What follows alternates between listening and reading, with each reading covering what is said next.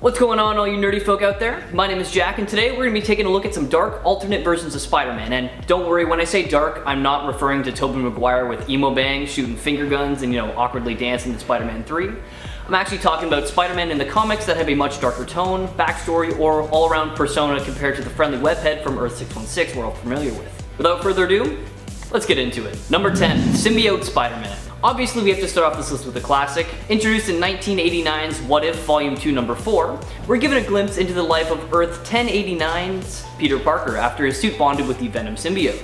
In this reality, the symbiote couldn't be removed from Peter Parker, even though the Fantastic Four and other heroes tried using a combination of magic and science. It ended up taking over Peter's mind and body, feeding off his adrenaline, causing him to age at a very rapid rate. Once his body couldn't sustain the symbiote any longer, it used him to possess superheroes like Hulk and even caused the death of a few others. Free from the symbiote's control, it's then revealed that Peter Parker has now aged to 85 with not a whole lot of time left. He was later found dead by Mr. Fantastic, surrounded by research on how to kill the symbiote that he was once bonded to. Although it was out of his control, Symbiote Spider-Man was considered even worse than Venom, one of the most sadistic villains in the Marvel Universe, and unfortunately, he never really got that redemption. Number 9, Peter Parker, Earth 9591. Now, we're all familiar with the origin story of Peter Parker. Spider-Bite leads to powers, leads to the birth of the friendly neighborhood Spider-Man. But have you ever wondered what it would look like if things took a bit of a different turn after that Spider-Bite? Well, wonder no longer, because in 1995's Ruin Number 2, we're actually introduced to a different Peter Parker who isn't so lucky. After being bitten by the radioactive spider, Peter develops a total of 0 powers and is instead infected with a mutant virus that ultimately leads to his death. This Earth never gets the chance to meet the hero Spider-Man, and instead they're given a rash and scar-covered Peter Parker who was forced to live the remainder of his life in quarantine so he wouldn't infect anyone else. I always wondered what would happen realistically after that spider bite, but man, I really didn't think it would be that dark. Number 8, Ghost Spider. Now, this is one of my favorite costumes in the Spider-Man PS4 game, so I had to add it to the list. On Earth 11,638, Peter's Uncle Ben wasn't ever murdered and actually helped him hone his skills as the Amazing Spider.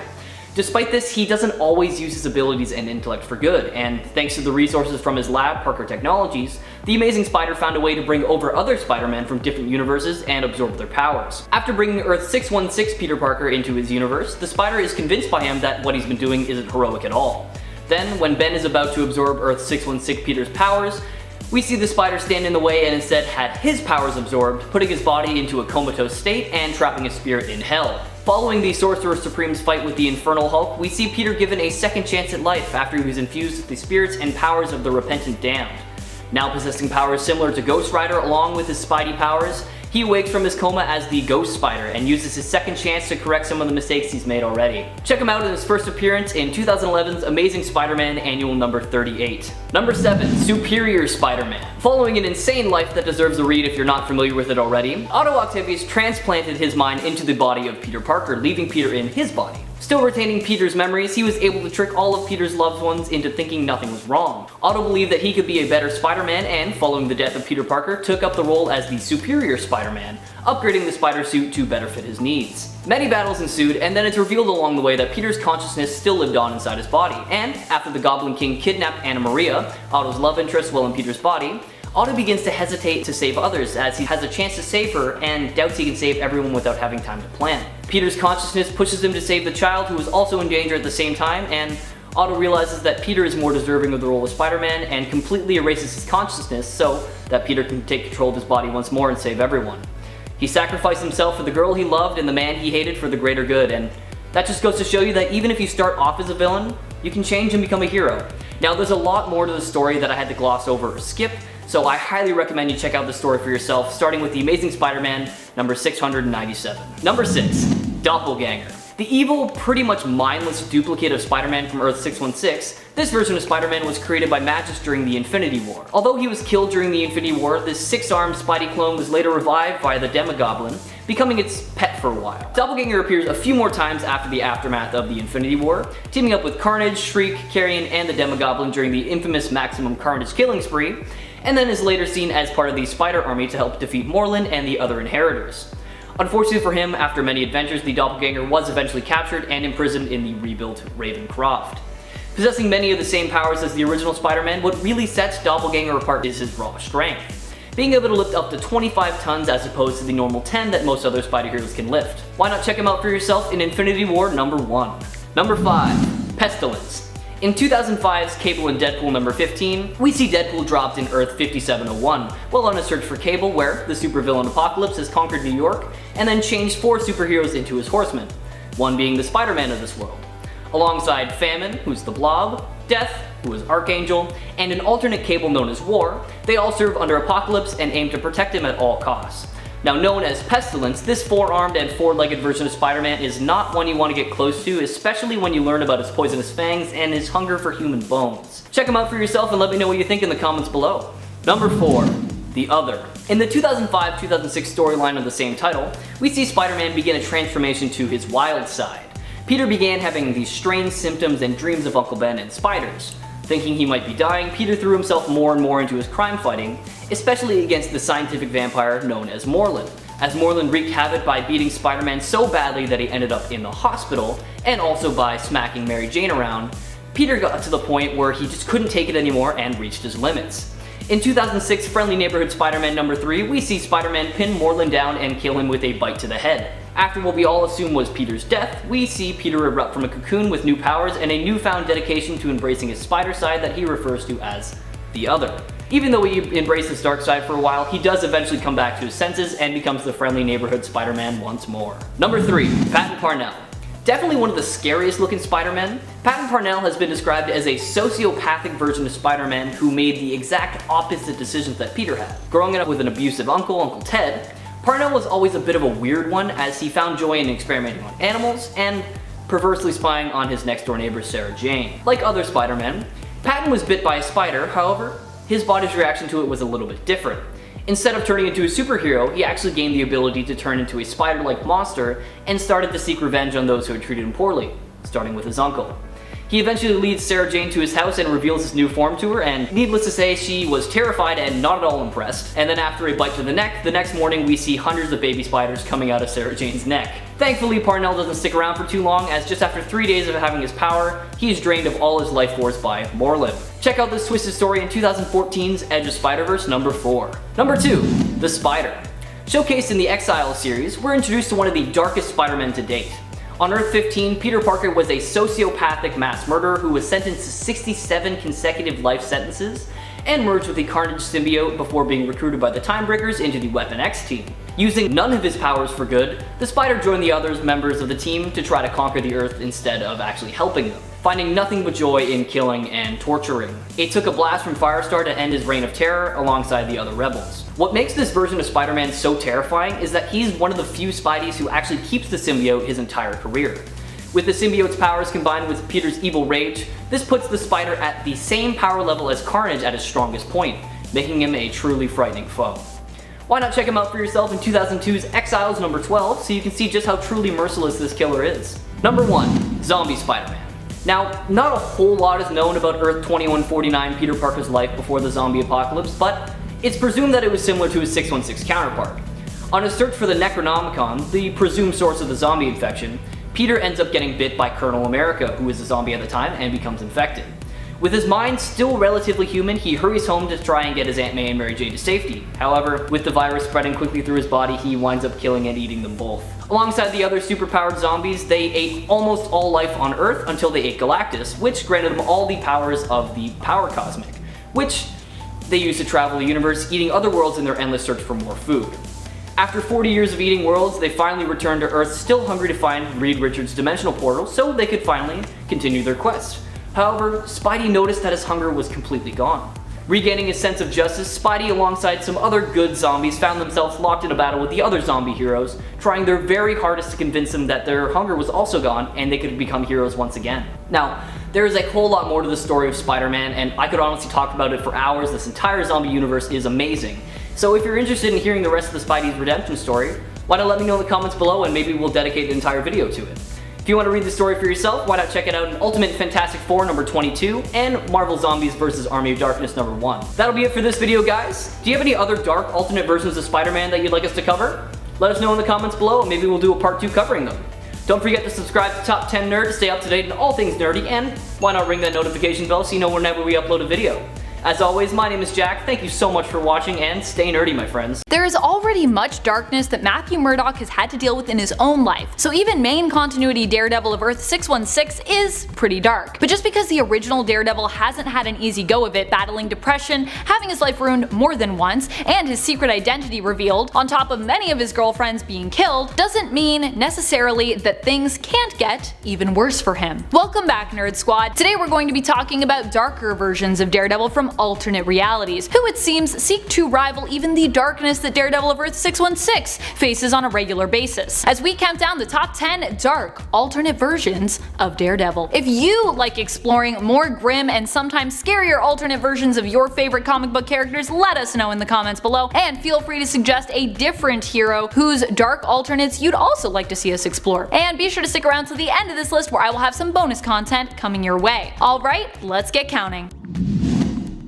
Number 10, 1602. The Matthew Murdock belonging to Neil Gaiman's 1602 alternate Earth of 311 is known as the Bard. He pretends to be a helpless blind singer when really he is a dangerous adventurer who takes on jobs in exchange for large sums of gold. This version of Matthew is from Ireland and got his powers as a young boy when he ventured into a dark cave and discovered a glowing green substance which he tasted to try to figure out what it was. Cause that's what you do when you notice weird glowing substances. The substance gave him a fever and robbed him of his sight, but granted him other enhanced superhuman senses. At one point he threatens to kill King James if he ever attempts to attack Spymaster Sir Nicholas Fury again.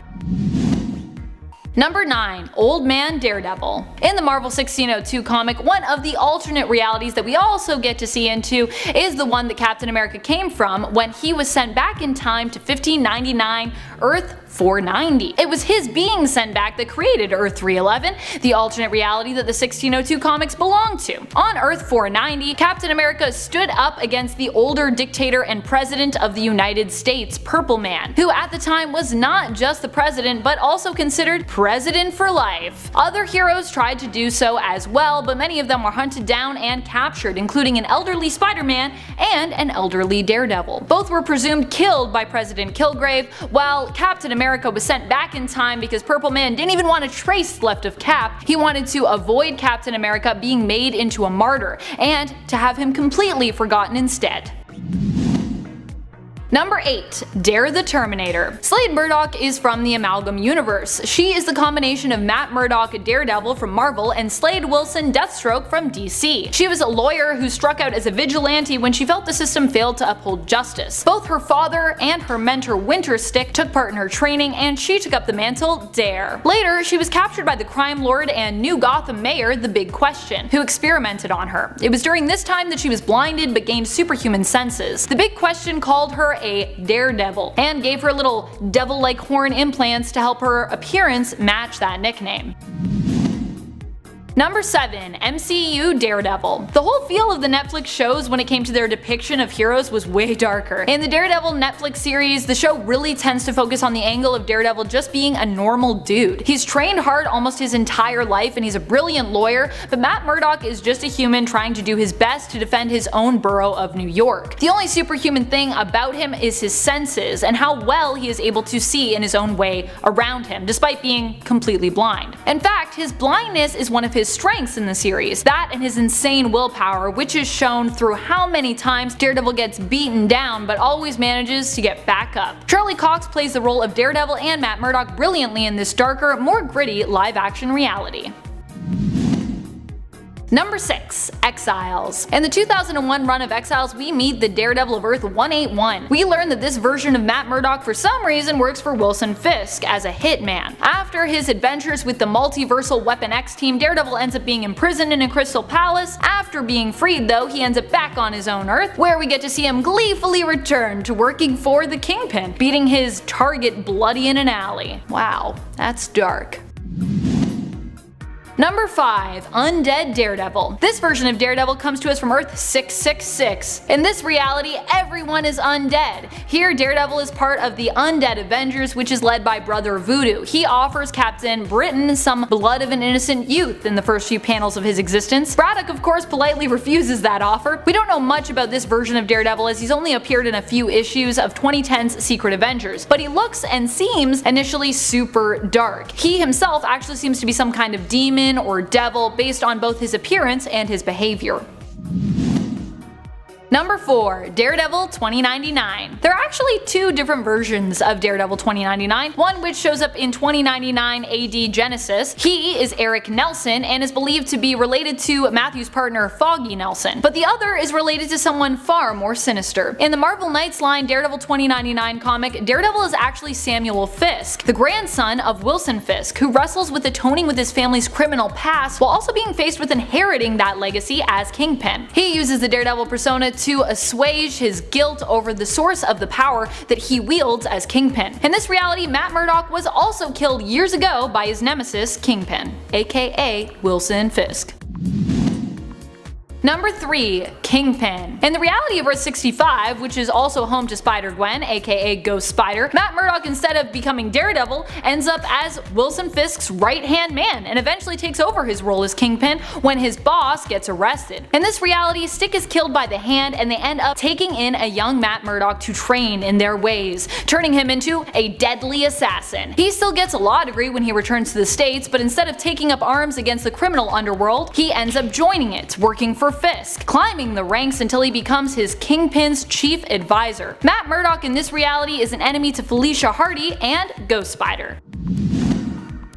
Number 2. Keeper Murdock. This version of Matthew Murdock is from Age of Apocalypse. Apocalypse took over Earth when Matt was just a child. He was put to work on Apocalypse Island and during his time there saved another human from a falling barrel of toxic waste. This toxic waste ended up granting him the superhuman senses we know him for, but Matt only suspected that the accident was responsible for blinding him, because this all happened around the time that he joined up to be part of the Upstart program, which gave him cybernetic enhancements. Ergo, he thought his abilities were granted to him by his enhancements, and by Mikhail Rasputin, one of Apocalypse's horsemen. As such, Murdock became Rasputin's loyal and obedient servant. After he experienced a fraction of the world's suffering through making physical contact with the mutant empath, Murdock would learn that his powers did not come from Rasputin, and that in fact, he had been manipulated for years into committing what were evil atrocities. Yeesh.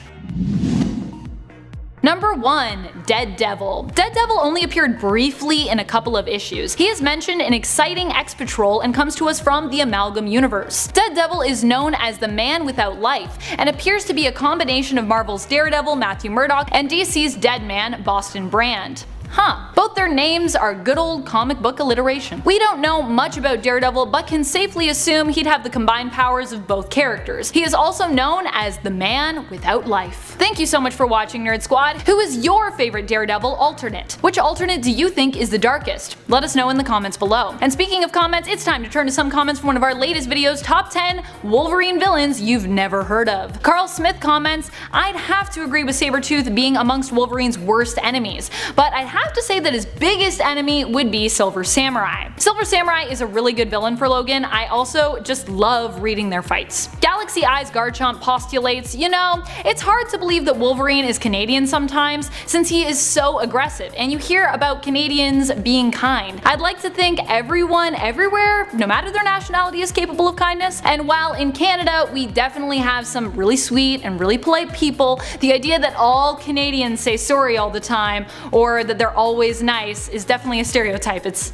not completely true. People can be nice in Canada, but sometimes they can also be downright nasty. And that's all the time we have for comments today. Be sure to comment below for a chance to have your thoughts and your feels shouted out in a future video. This has been Top 10 Nerd, and I'm your host Amanda McKnight, reminding you as always to stay nerdy, YouTube. Spider-Man does whatever a spider can. He's sometimes dark, he's sometimes light, and that is what we're going to be talking about tonight. So what is going on, all you nerdy folk out there? My name is Jack, and we heard you all loud and clear, so welcome to part 2 of the top 10 dark alternate versions of Spider-Man. Now, if you haven't checked out part 1 yet, that is totally okay. It's not like there's really any spoilers or anything like that, but I recommend you check it out eventually. But enough of me rambling though, let's talk about some other dark Spider-Men. Coming in at number 10, we have Spider-Wolf. Now, not a whole lot is known about this version of Spider-Man or his origin other than that he hails from Earth 13,989, a universe that is a little bit more gothic and assumed to be home to a number of werewolves. Now, the Spider-Man of this universe is no exception, but you probably already guessed that based off of his appearance alone. Going by the name Spider-Wolf, he has all the normal powers you would normally associate with Spider-Man, combined with the strength and the speed of a werewolf, which, as one can imagine, would make him incredibly powerful and a little bit scary to be around. Realizing this, the villain villain Karn sought out to defeat Spider-Wolf before he was recruited by the heroes of the Spider-Verse, as he could have been one of the Spider Army's most powerful allies. Karn is successful in taking him out for good before moving on to the other Spider-Folk in hopes of outsmarting the Spider Army. Created by Dan Slott, this is unfortunately all we know about this version of Spider-Man. Maybe we'll see him again in the future, who knows, but why not check him out for yourself in their first and last appearance in 2015's Amazing Spider-Man Volume 3, number 11. Number 9, we have Man-Spider. Now there have been multiple iterations of Man-Spider throughout the years, such as the one that appeared in 1982's Marvel Fanfare number 1, when Spider-Man was exposed to a machine that turned people into primitive monsters, making him the Man-Spider, or in 1971's The Amazing Spider-Man number 100, when Peter tried to cure himself of his powers, but instead mutated them further, giving him 6 arms. I want to focus on Peter Parker, who is Earth's 6078, because although his story isn't dark, like dark full of murder, it is dark as in he loses what makes him the lovable hero. Now in this iteration, Peter gains his powers in a similar manner to ours, but Aunt May dies in an accident instead of Uncle Ben. This, for some reason, leads Peter to reveal his powers to his uncle, asking him to be his showbiz manager. And needless to say, like many talented folk, Peter ended up getting a very big head and started neglecting his duties as a hero, showing off his powers for fame and profit instead, while other heroes took care of the villains. Now this caused some serious strain on his relationship with Uncle Ben, and it eventually got to the point where they stopped talking, and Peter just sends him money now out of habit to feel less guilt. Check out this sad excuse of a Spider-Man in his first appearance in 2006's Friendly Neighborhood Spider-Man number 8. Number 8, the Imperfect Spider-Man. Coming to us from the critical flop Marvel Nemesis Rise of the Imperfects, we have Earth's 50,701's Peter Parker, and from what we see, he is basically Earth's 616 Peter Parker with a bit of a darker twist. Now if you're not familiar with the plot of this video game from 2005, that is absolutely okay. You did not miss very much, and it was not a good game at all. In the story mode, we see Spider-Man, the Thing, Wolverine, and Elektra captured and injected with a drug developed by an alien scientist that corrupted them and turned them into bloodthirsty killers. The now brutally violent and eager to fight heroes face off against each other in a Coliseum type battle. Thankfully, it didn't last long before Spider-Man was able to fight the drug and escape, leading the fight against a group called the Imperfects that had been infected with the same drug. Now, obviously they come out on top because it would make for a pretty terrible story if they didn't. Although this game was a massive flop, it did spin off into a very interesting series called Marvel Nemesis, The Imperfects, and within 6 issues they did a better job of explaining exactly what happened in that universe. So if you're curious, check out this limited run for yourself, or honestly, if you're a fan of bad video games and you still have a GameCube lying around, maybe try and find the game. Number 7, Spider-CYBORG. On the apocalyptic Earth 2818, operating in the year 2099 AD, we have a slightly darker version of Peter Parker who, alongside his spider abilities, gains some cybernetic enhancements as well. Equipped with cybernetics covering most of his body, giving him stronger legs, metallic claws, enhanced vision, and even a sonic cannon for an arm, this Spider-Man does not come to play. Essentially, Spider-CYBORG was the perfect combination of Marvel Spider-Man and DC Cyborg, making him into one of the most powerful heroes in the Spider-Verse. Now, unfortunately, like many of the other strong alternate Spider-Men, Spider-CYBORG was immediately targeted by the villain Karn due to the threat that he posed. However, the superior Spider-Man appeared just in the nick of time and defeated the villain. Joining forces with the superior Spider Army, Spider-CYBORG attempts to defeat Karn alongside the other Spider heroes, but is eventually destroyed by Deimos when the Inheritors invaded their home base on Earth 928. Now that's all we know about this Peter Parker, which is kind of disappointing because he definitely has a badass backstory, otherwise he wouldn't have so many cybernetic enhancements. If you know anything more about this character, well, let me know in the comments below, but in the meantime, why not check out his first appearance in 2014 Superior Spider-Man number 33. Number 6, Spider-CY. Believing himself to be the real Peter Parker, this Spidey clone was specifically engineered by the Jackal to kill the real Peter Parker, Ben, Kane, and Mary Jane. As a clone, he possesses many of the same abilities the real Peter has, such as superhuman strength, speed, and wall crawling, and spider senses, but what really sets him apart is his complete control over his molecular structure. With this ability, Spider-CY is able to extend his limbs, shapeshift, control the density of his body, and so much more. He actually uses this to simulate the artificial webbing used by Spider-Man by turning parts of himself into semi-liquid and just flicking it around. Adopting the name Spider-CY after the Jackal jokingly said that this Peter would commit mass Spider-CY for him, he actually followed through and once released a toxin in the air that killed 2,600 200 people across the state of Pennsylvania. Later, Skyer removes his clone degeneration factor after he betrays the Jackal, and good thing he does because that kept him alive for a little bit longer until he eventually fell off the roof of the Daily Bugle and was put in a stasis chamber, preventing him from ever being a threat again. First appearing all the way back in 1995 as Spider-Side in New Warriors number 61. Check out this clone short run as part of the Spider family for yourself. Number 5, Peter Parker, Earth 70,237. Many years into the future, we get a glimpse into the life of a retired Spider-Man who now spends his days working in a flower shop. MJ has already passed away due to radioactivity from what I guess I'll refer to as Peter's lovin'. You probably all know what I'm talking about, and there are actually no more heroes or villains around as a new merciless police force known as the Rain control the city. J. Jonah Jameson of all people is actually the one to convince Peter to take up the mantle of Spider-Man once again to free the city from the Rain. However, this has proven to be a very difficult task, as Mayor Waters does whatever he can to stand in his way. Facing off against the elderly Sinister Six, Peter learns to conquer his demons and truly begins his triumphant return as the friendly webhead. As he is a bit older than most Spider-Men, his reflexes are a little bit rusty and he is more vulnerable to attacks despite having his superhuman durability. After an all-out battle with Rain and Venom, who turned out to be Mayor Waters' assistant, Peter comes out victorious and the world goes back to the way it should be, full of heroes and villains. This version of Peter doesn't get to enjoy the return of heroes for long as he is murdered by Deimos, having his head crushed by Mary Jane's tombstone. If you're interested, check out this alternate Spider-Man in 2007's Spider-Man Reign number 1. Number 4, Webslinger. Originating from Earth, spelled E-U-R-T-H, there was once a young boy who was fascinated by spiders, and as a young man, he dared the journey into the mysterious Web Wood, a place filled with mysterious beings, to meet the mysterious Widow of the Web because he really just wanted to know more about spiders. Impressed by him, she used her magical abilities to give him all the powers of the Spider Kingdom with one condition attached. He could never use the powers for his own interest. Now, these powers weren't really too much to write home about considering spiders don't have too much going on for them. He really just gained extra limbs and web generating abilities. Not long after, his uncle was in trouble and the boy ended up using his powers to save him, which really angered the widow, causing her to curse the boy. From that day forward, he lived out his life as a monstrous looking spider-human hybrid. Deciding to isolate himself from society, the boy took up the name Webslinger and became the guardian of Webwood. However, despite all the good he does as Webslinger, he is still seen as no better than the criminals he fights due to his monstrous appearance. Give his story a read for yourself in 2000's Avatar Covenant of the Shield number 2. Number 3, we have Spider-Man Noir. Raised by his Aunt May and Uncle Ben during the Great Depression, this Peter was raised to believe that good could triumph over evil no matter what. Now, gaining his powers after an antique spider statue breaks open and he is bit by a horde of spiders, he awakens the next day with these arachnid-like abilities, such as being able to shoot organic webs from his wrists, spider senses, and of course the signature superhuman abilities of every Spider-Man. Equipped with his signature Spider-Man Noir suit modeled after his uncle's World War I airman uniform, Peter stealthily moves about in the shadows, taking down baddies with his spider powers and revolvers. This Peter is pretty interesting because in the beginning of his career, he seemed to have no problem killing villains, killing the Vulture before he could murder his Aunt May.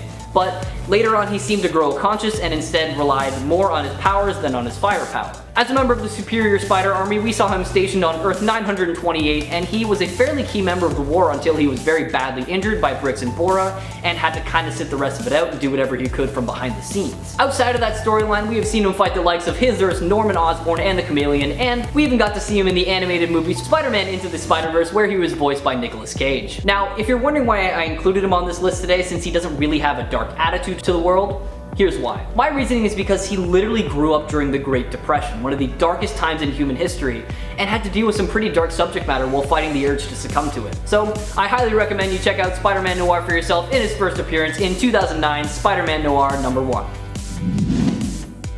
Coming in at number 2, we have Last Stand Spider-Man. Now, this version of Spider-Man is a possible future Peter Parker that we get to see thanks to Madam Web. In this future, Peter kills Kraven the Hunter to avenge the deaths of Kane and Maddie Franklin, and this sort of flips some switch in Peter because from that point on, he was much darker and deadlier. Adopting a new costume and title as an anti-hero, this version of Spider-Man is kicked out of the Avengers for good and winds up hurting his loved ones so badly, leaving him all alone with no one to worry about. All of his quote-unquote heroic deeds do eventually catch the attention of the police, and he goes on the run as a fugitive. Years later, as an old man, Peter visited his Aunt Aunt May's grave, aware that his younger self was actually hiding in the shadows watching his every move. Peter was confronted by the NYPD, and though he was given the choice to surrender and admit to his crimes, he refused and fought against them until he was shot down and killed. Now, I know we've talked about darker versions of Peter that are okay with killing and whatnot, but what sets Last Stand apart is that he seems he eventually realized what he was doing was probably not the best, and he felt the only way to atone for his sins was to actually die. Now, I highly recommend you check the story out for yourself because it is a great read, so head on over to 2003's Amazing Spider-Man Volume 2, number 58. And finally, number 1, we have Peter Parker Earth 8351. Known as Assassin Spider-Man, this universe's Peter Parker becomes an assassin working alongside Wolverine, leaving basically all aspects of his old life behind, including his longtime girlfriend Mary Jane. This Spider-Man is the complete inverse of his 616 counterpart. We later find out during the events of Edge of the Spider-Verse that Peter left his old life behind to protect his loved ones, as he states that with great power comes great responsibility and even greater enemies. Shown to be always serious, lacking his signature quips and jokey demeanor in battle, likely because he has no problem coping with the situation like his mainstream counterpart, this Spidey has shown no qualms about killing and does whatever it takes to get the job done. Now, this is likely due to his friendship with Wolverine, having adapted to his personality to better fit their job style. Having received formal training to hone his skills, this Peter possesses highly refined versions of the Spidey powers we all know and love. The most impressive being his spider senses, which is honed so much that he just seems to know things, even to the point that he knows what's going on before his opponent could think about it. So, beating him is nearly impossible to do thanks to this precognition. He's also a master at hand-to-hand combat, able to defeat Black Widow with ease, and a master marksman, able to use any gun he gets his hands on. Added as a member of the Superior Spider-Man's Superior Spider Army, he alongside the other Spider-Men of the multiverse take on Karn. However, he is unfortunately defeated by the likes of Deimos' clone. Appearing for the first time in 2008's What If Spider-Man vs. Wolverine number 1, why not check this cold webhead out for yourself? Well, that'll be it for this video, everyone. Do you think there are still some darker versions of Spider-Man out there that you'd like to hear us talk about?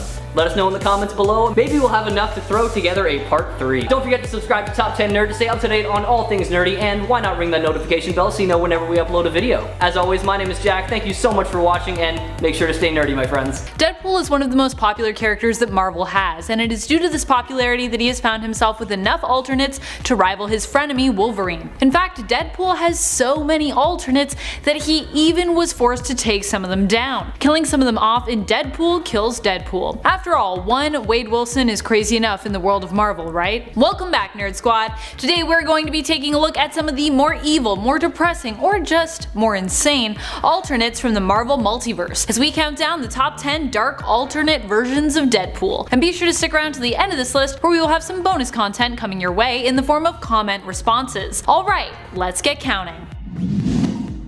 Number 10. Deadpool Dinosaur. Deadpool Dinosaur is a version of Deadpool that is a T-Rex. The main thing that indicates his Deadpool-ness is that he's wearing a Deadpool mask and is part of the evil Deadpool Corps. The evil Deadpool Corps are a group of villainous Deadpools originally led by an alternate Deadpool, DREADPOOL. They aim to eliminate all Deadpools across the multiverse. Deadpool works to stop them and annihilate this villainous group in the story Deadpool Kills Deadpool with the help of his own good team of Deadpools, known simply as the Deadpool Corps. Deadpool Dinosaur is accompanied by his own Moon Boy, who looks a lot like Logan in the face, if I'm being honest. Is this just me noticing this? This version of Moon Boy also fights from Deadpool Dinosaur's saddle with a big gun. The two are basically an alternate version of Moon Boy and Devil Dinosaur, with, of course, some Deadpool mixed in there.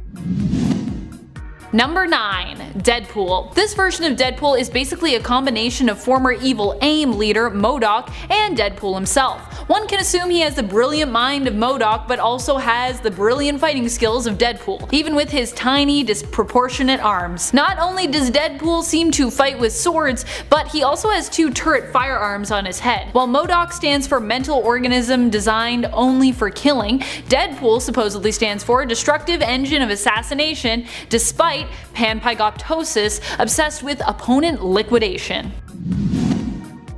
Number 8. VENOMPOOL. In a story that has continued through various What If issues, we get to meet VENOMPOOL. VENOMPOOL is an alternate version of Deadpool from the alternate Earth of 90211. Here, Deadpool ends up becoming bonded with the Venom symbiote during his time with the Beyonder, following a run-in with Peter Parker, who was bonded with the symbiote at the time. The symbiote leaves a defeated Peter Parker for Deadpool and bonds with him. Later on in his life, this is a path that leads Deadpool to end up killing all the heroes of his universe, whom he does not find attractive. He does let the attractive ones live. I guess that's something, I guess. Following a therapy session with Doc Samson, who this version of Deadpool also promptly kills thereafter, he realizes he needed to be true to who he was. This allowed VENOMPOOL to accept that who he was a massive jerk, and prompted him to use a weapon called the retcon expungifier to wipe out the entire universe. Basically, he's in the running for being the biggest jerk of all the Deadpool alternates.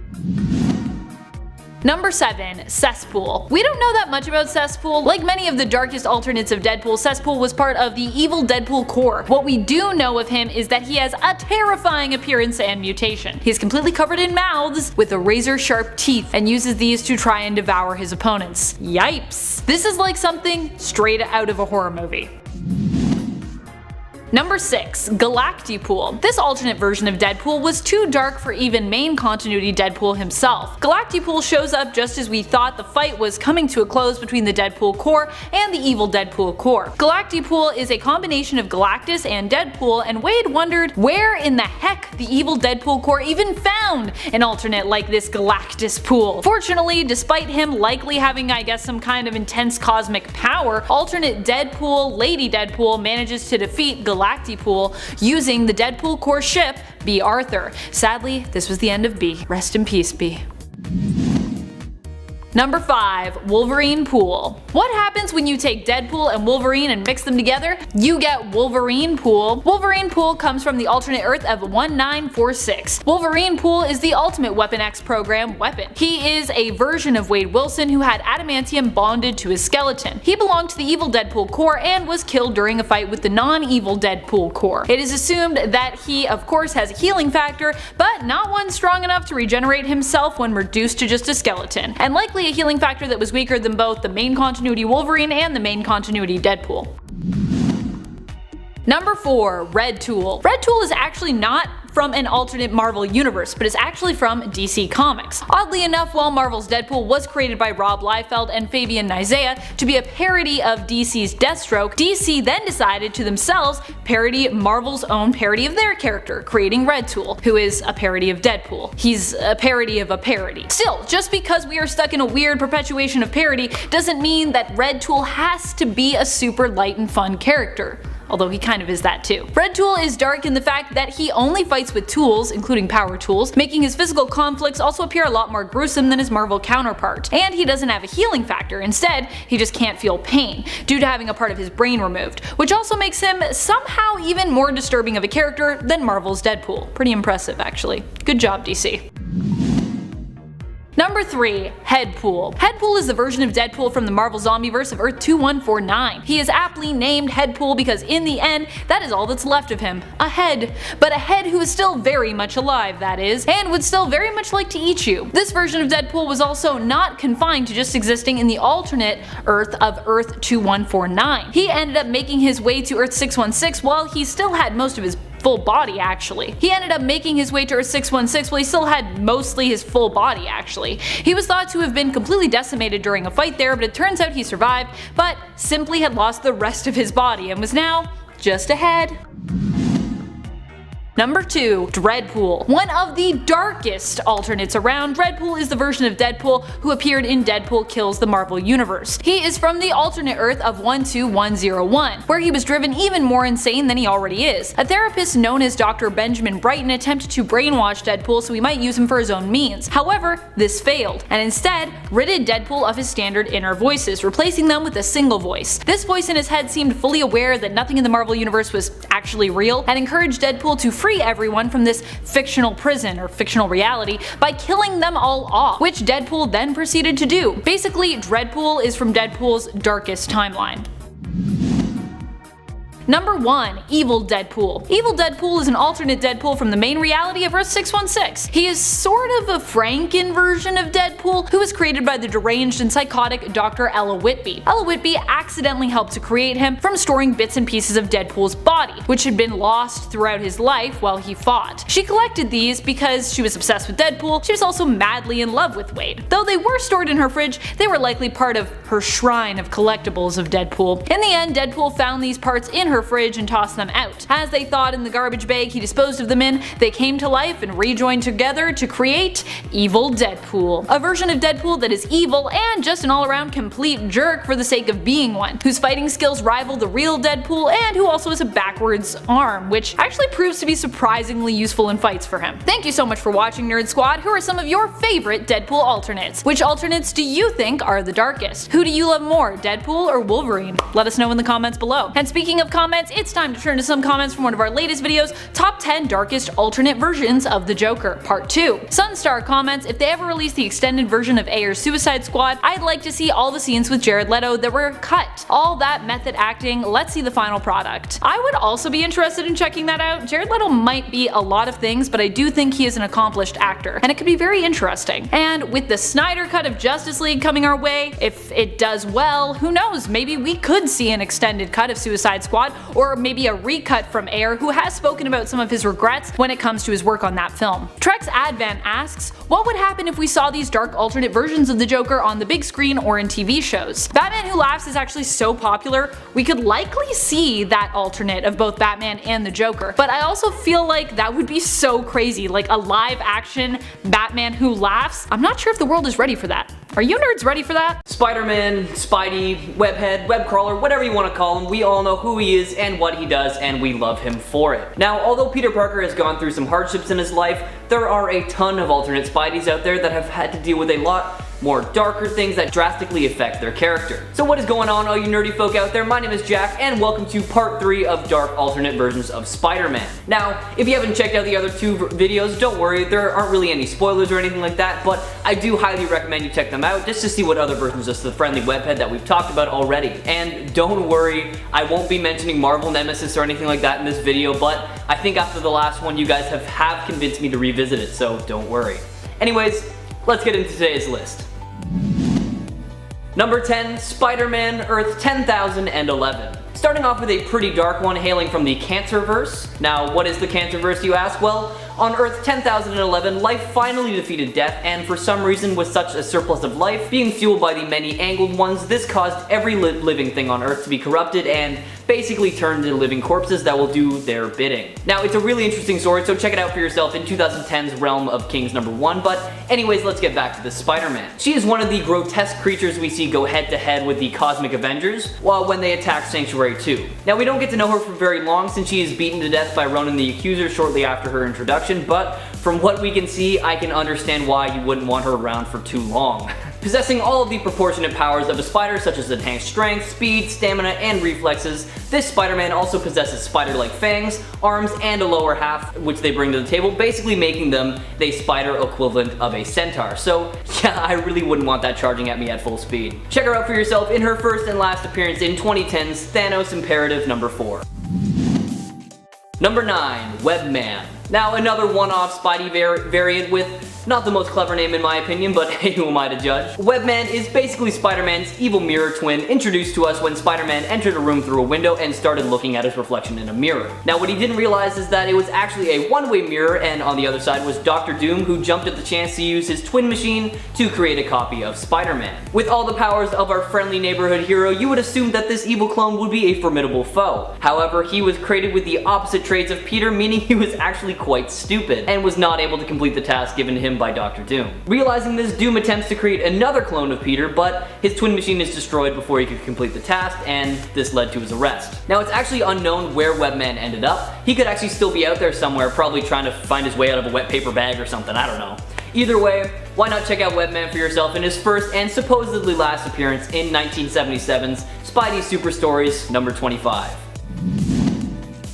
Number 8, Blood Spider. Alongside Joe Emberlin, aka Jagged Bow, and Timothy Carlskin, aka Death Shield, Michael Bingham was taken under Taskmaster's wing and trained to mimic Spider-Man in order to one day kill him. Although Michael possesses somewhat primitive tech compared to Peter, such as his web shooters that are attached to a backpack-like fluid holder, he is still not someone you want to mess with. Since he was handpicked by the Taskmaster to be Spider-Man's match, he was trained in the fighting style of Spider-Man, and it can be assumed that his powers were a close match to those of Spider-Man himself before he was even picked. Now, not a whole lot is known about how he obtained his powers, but Blood Spider has demonstrated superhuman reflexes and strength in many fights over the years. He's able to smash his fist into a wall without flinching, dodge bullets, and he has the ability to cling to walls like our wise-cracking webhead, but it's not known if that is through artificial or natural means. Created by Jerry Bingham and also named after him, take a look at his character for yourself, starting with his first appearance in 1992's Amazing Spider-Man number 367.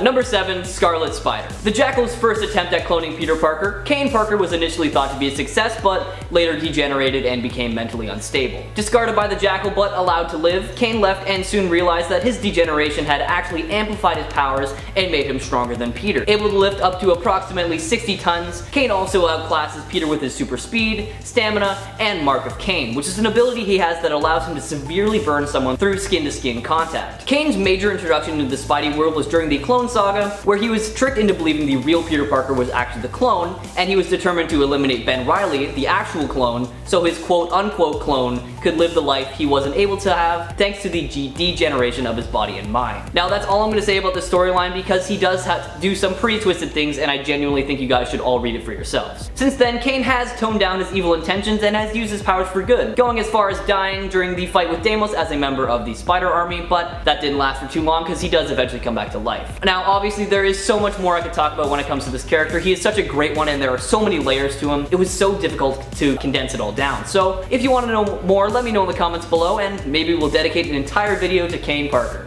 But for now though, check him out in his first appearance in 1994's Web of Spider-Man number 119.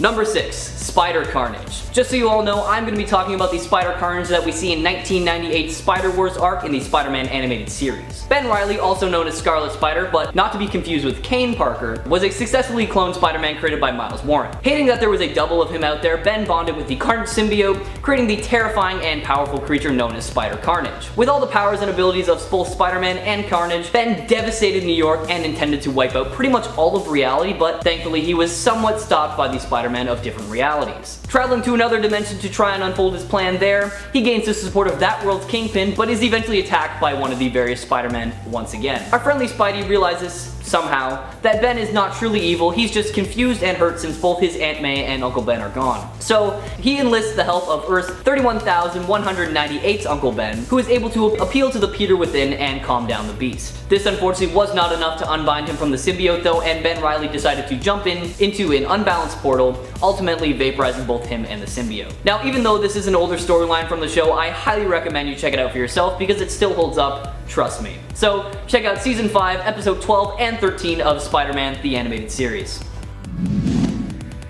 Number 5. Poison. Peter Parker from Earth 70,134 has a similar history to his 616 counterpart up until his second battle with Morlun. And now hanging from a cocoon under the Brooklyn Bridge, he is offered the chance to be reborn by the other. However, he actually rejected the power by ripping off its head and killing it. This was a pretty bad idea because this left his metamorphosis / resurrection incomplete. Lucky for him though, the Venom symbiote sensed this somehow and left Mac Gargan to merge with Peter. Although he fought against the symbiote for months on end, Peter eventually succumbed to it and allowed it to destroy his psyche and completely take over. Believing that his new form was a gift that should be shared, he tried to have it bond with Mary Jane, who obviously refused, and soon after both Wolverine and Luke Cage attempted to take him down, but failed because Poison is way too strong. He literally has all the powers of Peter Parker and Venom. Skip ahead a little bit and we see him try to convince MJ once again to accept his quote-unquote gift, and she says no again for obvious reasons and somehow convinces him to leave. So even though Peter had completely lost himself to the symbiote, he still showed some self-restraint, making him not the worst dark alternate, I guess. Yet another one-off Dark Spidey. Check out this Earth's Peter for yourself in 2007's What If Spider-Man the Other number 1.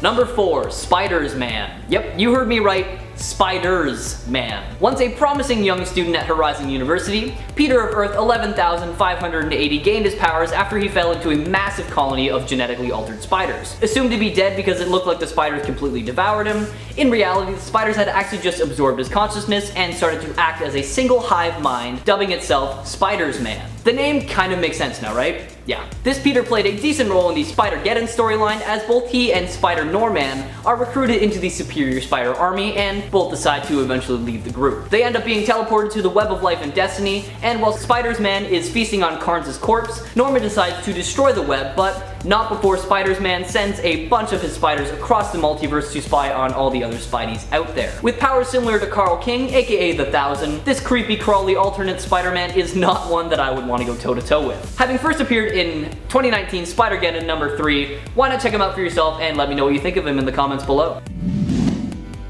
Number 3, we have Masked Marvel. In 2018's What If the Punisher number 1, we are given a glimpse of what it would be like if Peter Parker was Spider-Man, but also the Punisher. Peter of this Earth, or 71,928, has a pretty much identical origin story to his 616 counterpart, until he decided to kill the burglar that killed his Uncle Ben rather than leave his fate in the hands of the police. From that point on, he decided that as Spider-Man, he would do anything necessary when it came to fighting crime, even keeping the gun that killed his Uncle Ben on him at all times, as a reminder of what had been taken from him and what he had to do to keep everyone in his life safe. With all the same powers of our familiar 616 webhead, this Spidey fights crime under the name of the Masked Marvel. Although he tried to avoid using the gun at all costs, this Peter had no issue pulling it out and killing someone if it was for the greater good. An excellent example of this is when the Sinister Six kidnapped his Aunt May and Betty Brant, and he had no other choice but to engineer weapons specifically designed to take out each member of the Six. Now eventually Peter meets Gwen Stacy and falls in love, and she ends up getting kidnapped by the Green Goblin, which once again forces him to create a weapon specifically designed to kill the villain. After this though, he actually retires his suit,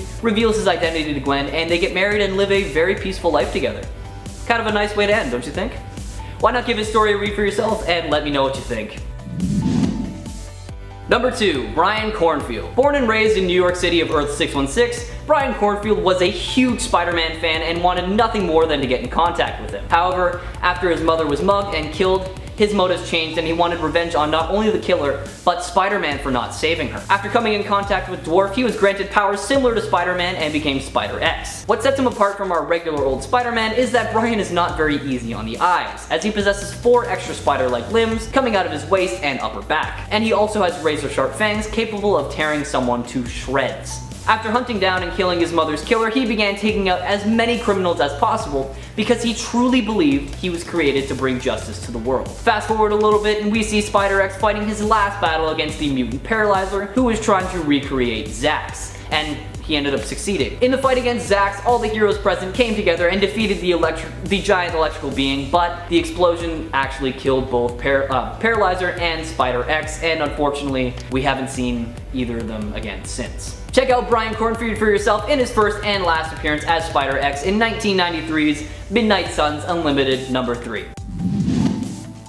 And number 1, ARACHKNIGHT. In the Warp World storyline that follows the life of Peter Parker, who lives in a pocket dimension where history was rewritten, we see Peter's Aunt May and Uncle Ben get murdered by the Goblin by night on their way back from the American Museum of Natural History. Critically injured, Peter gets bitten by a mystical spider and is linked to the totem energy of ancient spiders, granting him his signature Spidey powers and saving his life. However, there was a drawback. This connection shattered his mind into 4 separate personalities, and although he fought against them for most of his early life, he eventually learned to listen to them and allow them to come through whenever they were needed. These personalities are known as the Arachnid, who is the dominant aspect of ARACHKNIGHT and is the most athletic persona, the Knight, who serves as Peter's aggressive side and is what keeps his crime-fighting side motivated, CEO Peter, who serves as the confident CEO of Parker Industries, and Science Peter, who is a working scientist with a strong passion for technology. Fighting crime as a member of the Defenders alongside Soldier Supreme, Iron Hammer, and Weapon Hex, ARACHKNIGHT is a true hero through and through despite going through a decent amount of hardships. Give this story a read for yourself and check out ARACHKNIGHT's first appearance in 2018's Infinity Wars number 3. That'll be it for this video, everyone. Honestly, I feel like we have talked about most of the Dark Spidey alternates out there, but if you know of any others, let us know in the comments below and maybe we can continue this list in a part 4. Don't forget to subscribe to Top 10 Nerd to stay up to date on all things nerdy, and why not ring that notification bell so you know whenever we upload a video. As always, my name is Jack. Thank you so much for watching and make sure to stay nerdy, my friends. Harley Quinn may be edging ever closer to anti-hero status, especially with her recent team up with Batman. But just because she's slowly becoming the hero many want her to be doesn't mean she isn't still one of the most popular villains around. And it seems no matter how much good Harley tries to do, she still remains as one of the most well-loved and celebrated supervillains in comics, with or without the Joker. Welcome back, Nerd Squad. Today we're going to be talking about the most villainous side of Harley as we count down the top 10 dark alternates of Harley Quinn, diving more into the most devious and villainous and bleakest versions of the usually enthusiastic and hilarious master of improvised plots, Harley Quinn. And be sure to stick around to the end of this list where I will have some bonus content coming your way. Alright, let's get counting. Number 10. Harley Sin. Harley Sin was one of the applicants to join Harley's gang of Harleys. Her name is Constance Brand. While she didn't end up becoming one of Harley's Harleys, she did still remain in Harley Quinn comics, and for a time was one of her villains. She's less of an exact alternate and more of an obsessed fan with a grudge. Eventually she and Harley made peace, but recently she has reappeared in the Black Label comic Harley Quinn and the Birds of Prey, where she was seen taking over Harley Quinn's place as the Joker's wannabe paramour. Here she was tasked with proving herself to the Joker by gruesomely killing a bunch of civilians who Joker felt had wronged him, including his mailman and an ice cream man who didn't happen to have Joker's favorite flavor in stock. It seems that she might once again be plotting to take down Harley Quinn, but this time at Joker's side. Number 9. Bizarro Harley. This version of Harley was a miserable version. She was created using Harley's genetic material and LexCorp's Bizarro creating device, or machine. Bizarro had originally wanted a Bizarro version of Lois Lane to be his perfect bride, but instead was willing to settle for his own version of Harley Quinn.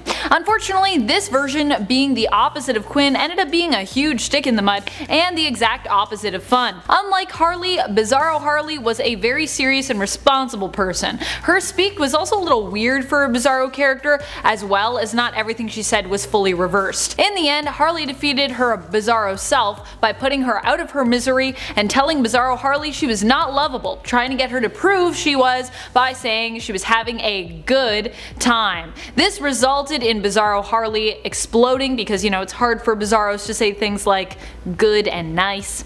But hey, at least she went out with a bang. Number 8. Injustice. While in the end Injustice ends up being a story of redemption for Harley Quinn as we see her become a full-fledged hero, we have to remember where this whole thing starts and why it is that Harley is working towards redemption in the first place. At the beginning of the story, Harley is still Mr. J's partner in crime, meaning she is also responsible for Lois Lane's brutal death at the beginning of this story, and Jimmy's, as well as all of the chaos that ensues afterwards. For all we know, Harley could have even helped Joker create this notorious plot. Also, poor Jimmy. I feel like because of all the crazy stuff that follows in Injustice, everyone forgets about his brutal death. Shot in the head, right through his camera. R.I.P. Injustice Jimmy Olsen. I'm sorry that you died. I always feel bad for him. We all forget about it. Not me, not today. Number 7. Steven Sijek's Harleen. Sijek's Black Label Limited series Harleen is one of the darkest alternates we've seen of Harley yet, as it allows us to dive deep into Harley's psychology in a way we don't usually get to in comics. In this version of Harley Quinn's origin story, a traumatic encounter with the Joker scars the young psychiatrist for life, forever changing her. She later is given funding for a project which could help in the early detection of sociopathic behavior, granting her access to Arkham Asylum and Black Penitentiary, allowing her to study criminals who were held there. She runs into the Joker and decides to face her fears of him by becoming his therapist. He proved to be the perfect patient, causing Dr. Quinzel to become obsessed and extremely protective of the Joker.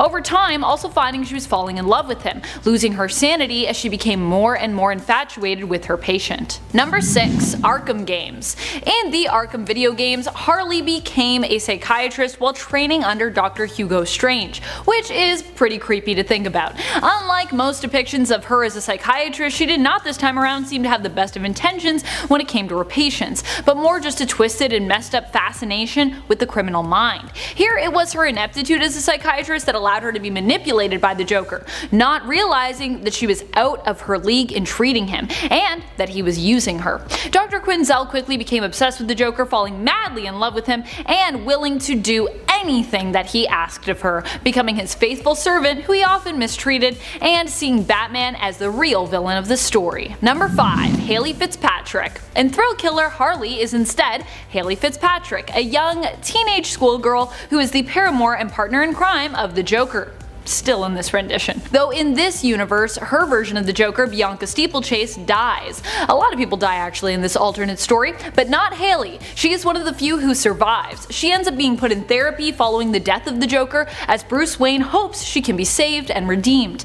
In the end, Hayley is reported missing and has stopped attending her therapy sessions. Bruce notes that he should go looking for her first thing in the morning, as her family is worried sick.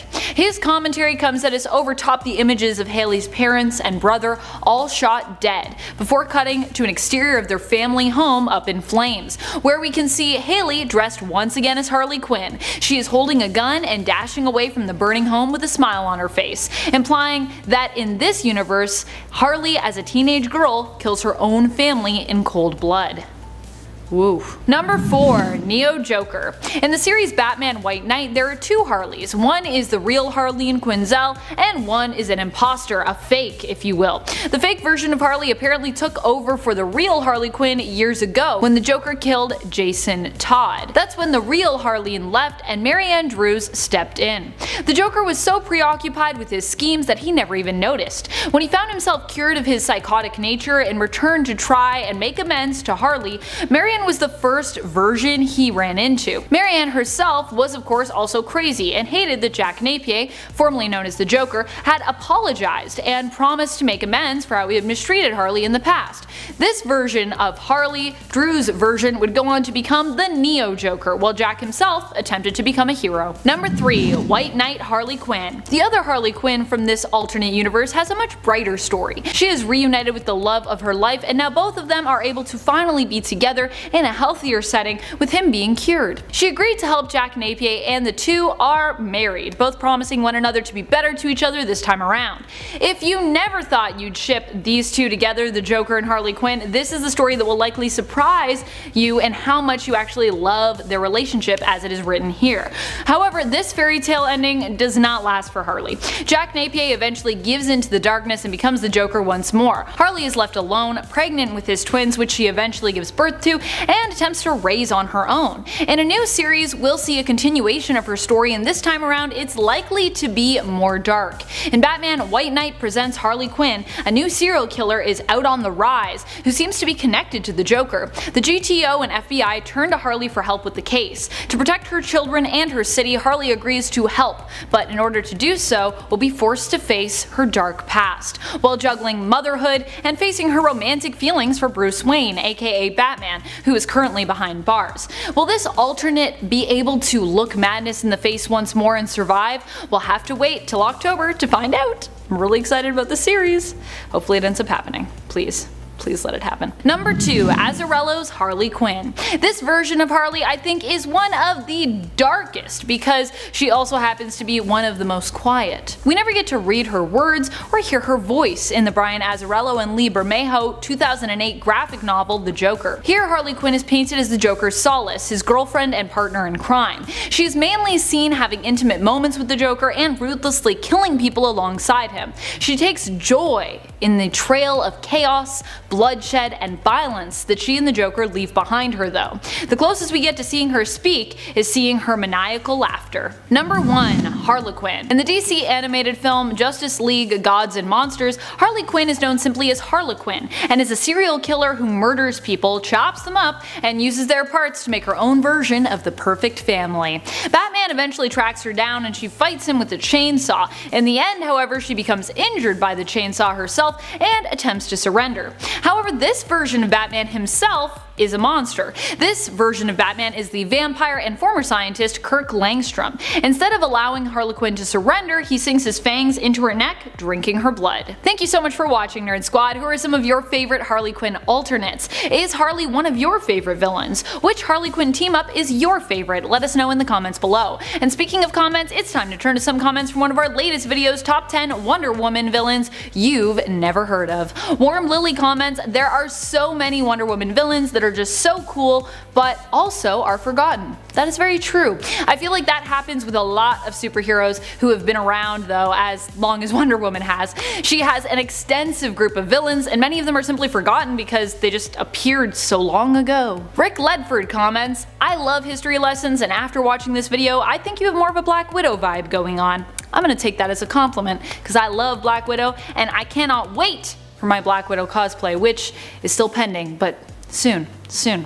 And I feel you, I also love a good history lesson too. And that's all the time we have for comments today. Be sure to comment below for a chance to have your thoughts and your feels shouted out in a future video. This has been Top 10 Nerd, and I'm your host Amanda McKnight, aka Commanda Amanda, signing off and reminding you, as always, to stay nerdy, YouTube. Most versions of Wonder Woman in DC Comics tend to be heroes because, you know, it's in her nature to protect the world and be the hero the universe needs her to be. Yet with all that power, there are some versions out there of herself that have been pushed just a little bit too far to the side of evil.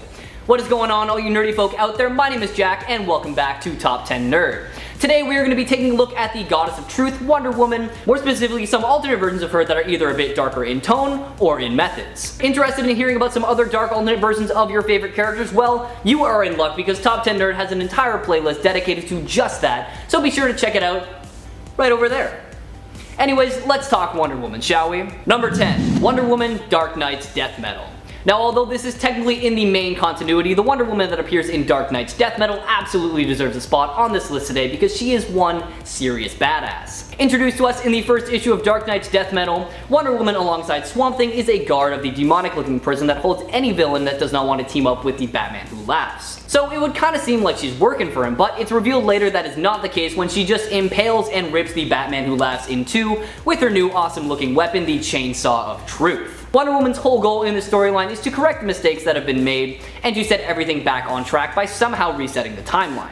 Basically, she's the Wonder Woman we all know and love, stuck in one of the darkest and scariest DC storylines to date, and that is why she is starting off our list today. Check her out for yourself, starting with 2020's Dark Knight's Death Metal, Volume 1, Number 1. Number 9, Bizarra. You can probably guess it from the name, but Bizarra is the Bizarro version of Wonder Woman. Now, if you're not familiar with Bizarro, he is basically an incomplete clone of Superman, which means that Bizarra is an incomplete clone of Wonder Woman. She was created using the powers of the Fifth Dimension and is meant to be the evil counterpart to our Wonder Woman, but I think we all know that Bizarro versions of any hero never really get the job done. Even though Bizarra possesses both the bracelets of submission and the lasso of truth like her counterpart, she's only strong enough to challenge Wonder Woman in a one-on-one duel, and when it comes to brains, oh man, trust me, she does not even come close to Wonder Woman. As a member of the Injustice League of Un-America, Bizarro was one of the many that was captured by Metallo in his attempt to rule over Bizarro World, but was thankfully freed by Bizarro himself. Now, I think my favorite thing about Bizarra and the other Bizarro copies is their way of speaking. She spoke in a very twisted tongue and always meant the opposite of what she said. For example, when she says, "I love you," she actually means, "I hate you." Check her out for yourself in 2015's The Multiversity Guidebook, Number 1. Number 8, Brunhilde.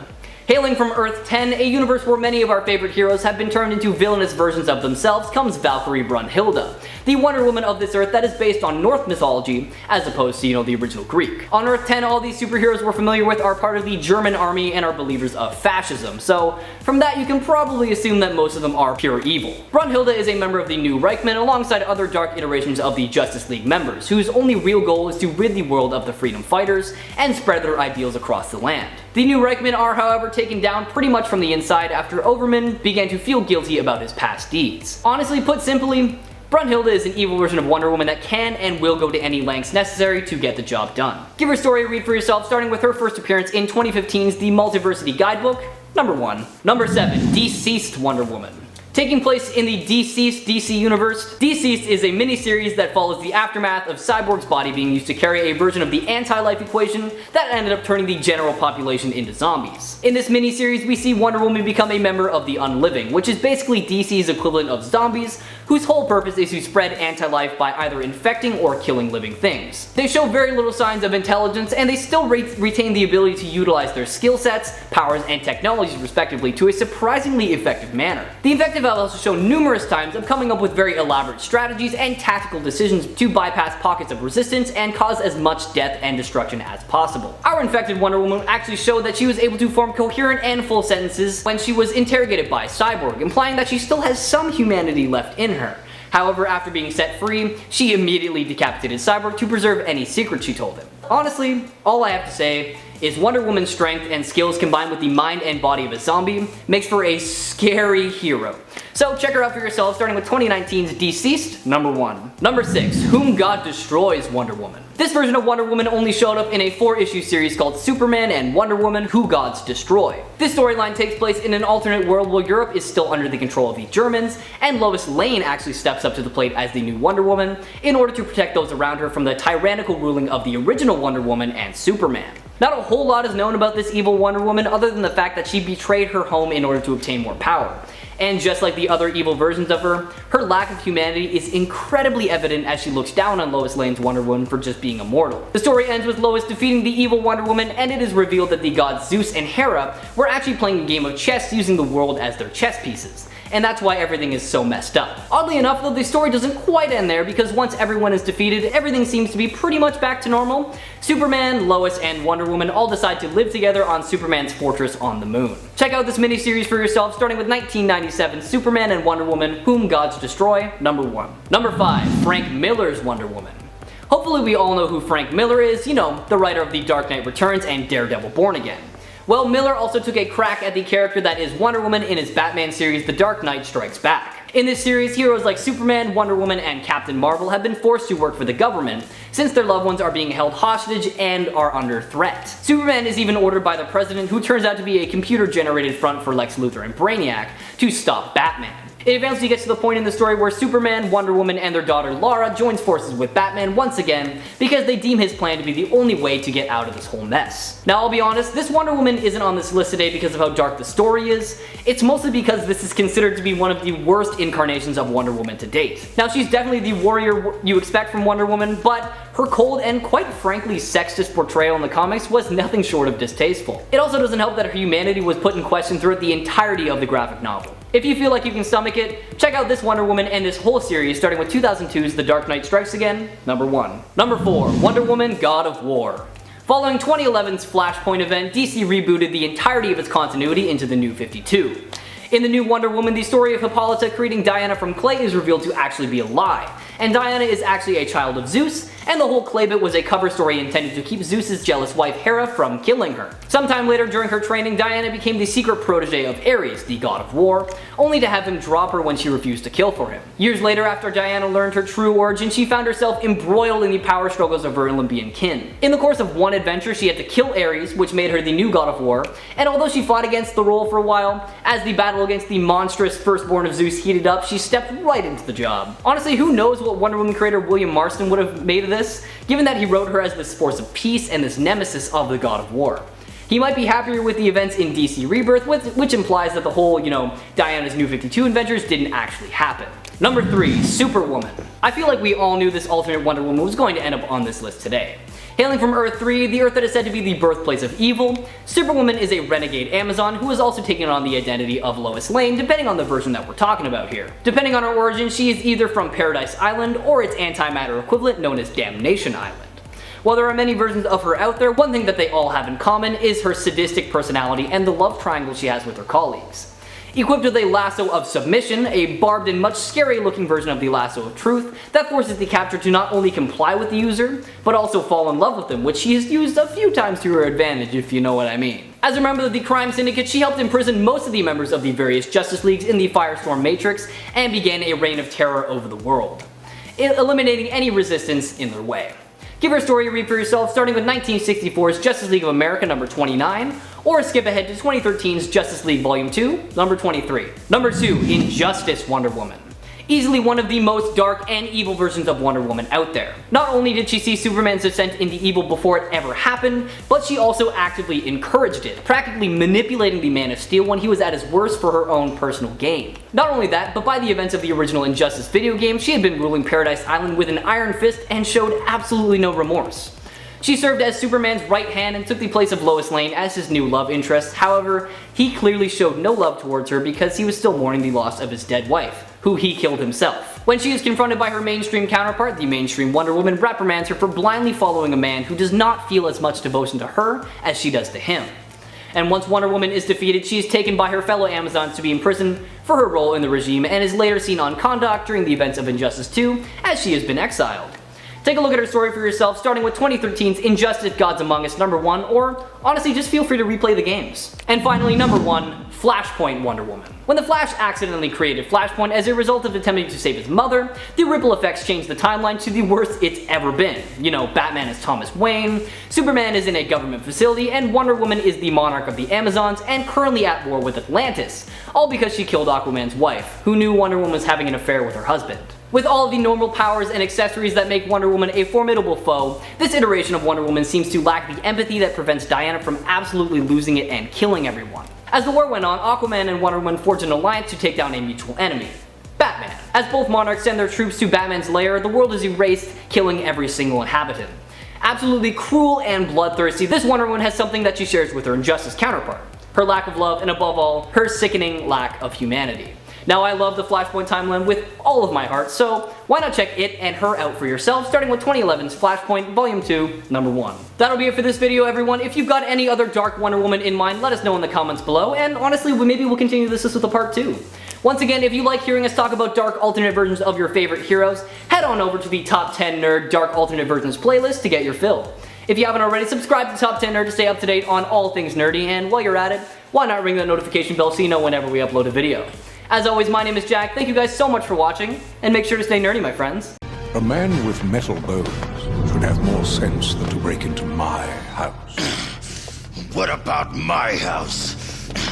You blew it up! Technically, all versions of Magneto are best when they're dark, because Magneto himself is just a troubled character in person. He's seen a lot of stuff over the years, and many of the injustices he's witnessed have turned him into the powerful, uncompromising, and willful leader that he is today. It is his life experiences that give him strength and make him such a formidable foe and terrifying villain. Because Max Eisenhardt or Eric Magnus Lenscher also believes that he is the hero of the story, doing oftentimes what must be done. He is even more terrifying in that he feels fully justified. It makes him hard to negotiate with, and a foe, whether good or evil, who often will refuse to back down no matter what. Welcome back, Nerd Squad. Today we'll be counting down the top 10 dark alternate versions of Magneto and exploring just what it is that makes him one of the most fearsome X-Men villains and sometimes the most feared X-Men ally. If you love the Master of Magnetism as much as we do, and were as surprised as we were when we actually got to see him smile for the first time in forever in his recent giant-sized comic, let us know by giving this video a thumbs up. Alright, now let's get counting.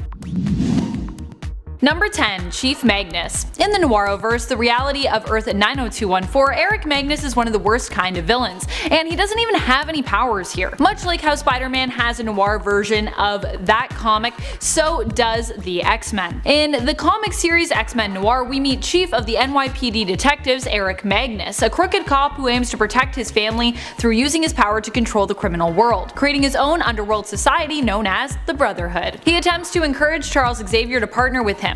Xavier runs a school for wayward youth, and Magnus would see them given a place in the criminal world via the Brotherhood. When Charles refuses, Magnus has one of his students killed.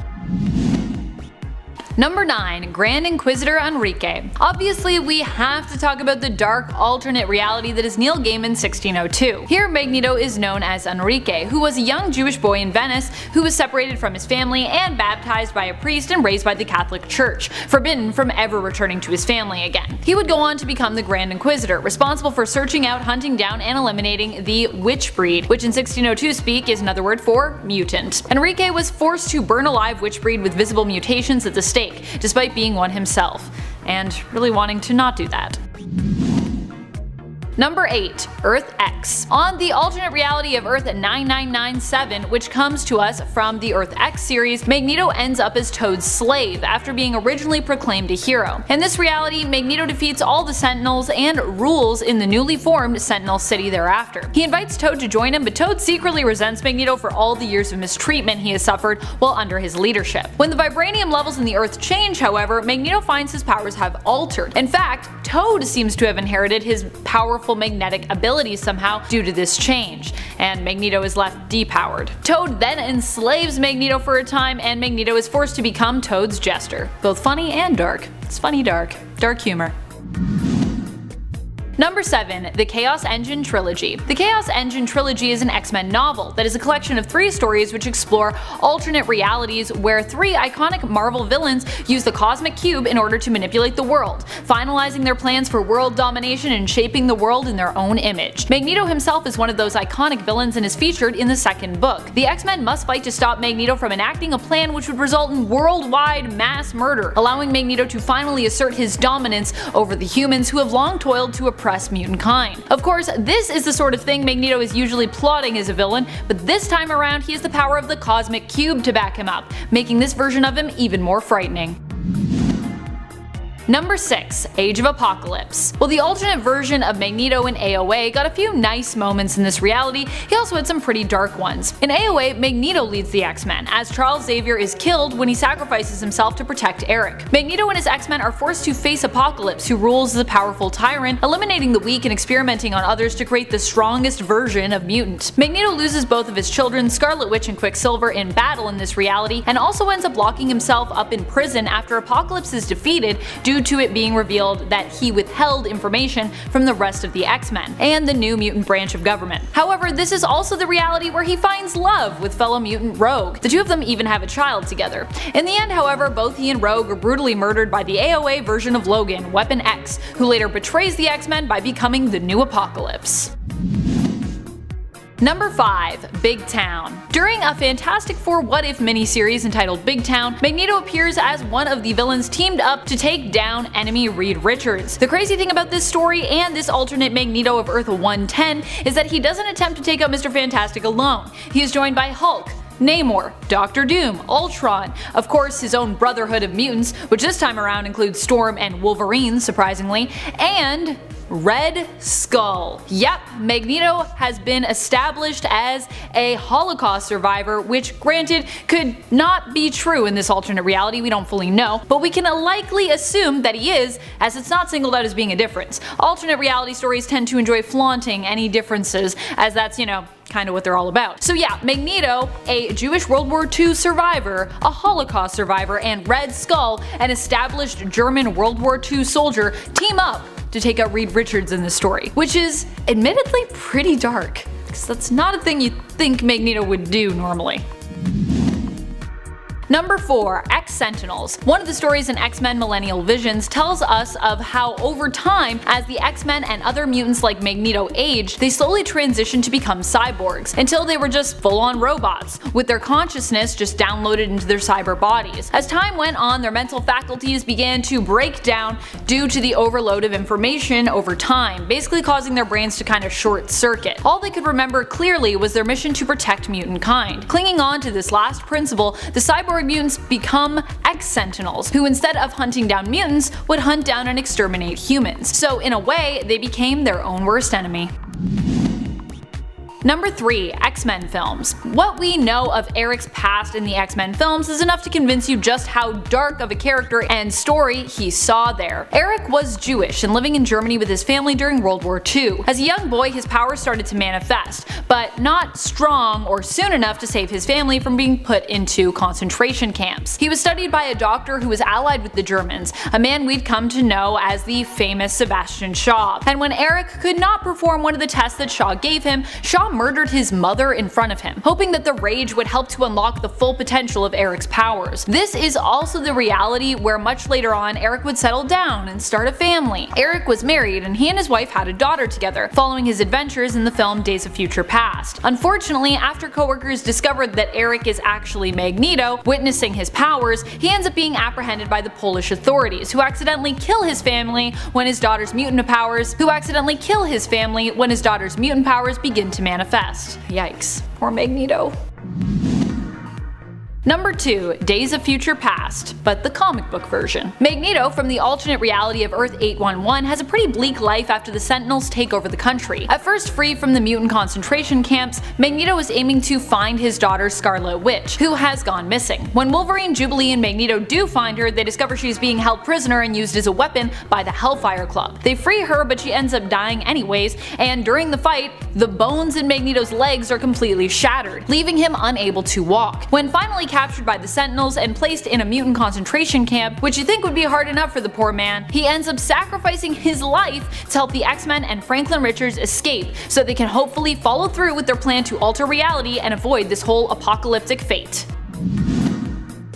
Number 1. Ultimate Magneto. Magneto in the Ultimate Universe of Earth 1610 is the most extreme and the most dark, like many other Ultimate versions. This is the reality where both Magneto and Xavier, when they first meet, decide that mutant kind is meant to replace humankind and form the Brotherhood. Here, a young Eric also kills his father when his powers first manifest, though in his defense, his father was trying to shoot him dead at the time. Eric instinctively causes the bullet to turn back around on his father, fatally wounding him with the reversed gunshot. This is also the reality where when some refused to join Magneto in his cause, he simply responded by killing them. During Ultimatum, his severe stance on how to best deal with the oppression of mutant kind caused him to kill millions of people, including his former friend Xavier. He snapped Xavier's neck and also killed other famous X-Men including Beast and Nightcrawler. Thank you so much for watching, Nerd Squad. Who are some of your favorite dark alternate versions of Magneto? Do you prefer him as an X-Men ally or as an X-Men villain? Let us know in the comments below. And while you're on your way down there, give this video a share if you know someone who loves exploring the dark alternate versions of comic book characters like Magneto. This has been Top 10 Nerd, and I'm your host Amanda McKnight, reminding you as always to stay nerdy, YouTube.